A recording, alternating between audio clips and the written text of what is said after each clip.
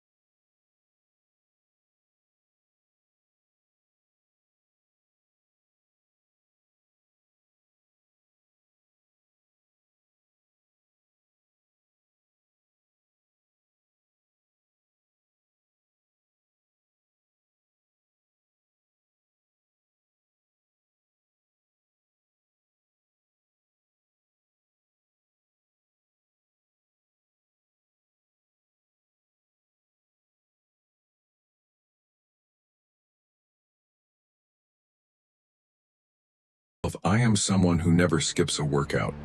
Identity shapes discipline. Part 5, a short story. Let me share a quick story. There was a man who wanted to write a book. For years, he waited for motivation to strike.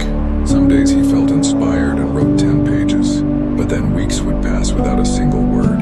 His dream stayed a dream. Then one day he changed his approach. He committed to writing just one page every single day, no matter how he felt. Some days he hated it, some days he loved it, but he kept going. A year later, he didn't just have one page. He had 365 pages. He had a book. That's the difference between motivation and discipline. Motivation starts the race. Discipline finishes it. Part 6, final push.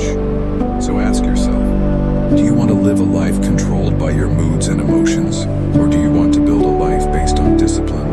A life where you decide your future? Motivation might get you started, but it will never carry you to the finish line. Only discipline can do that.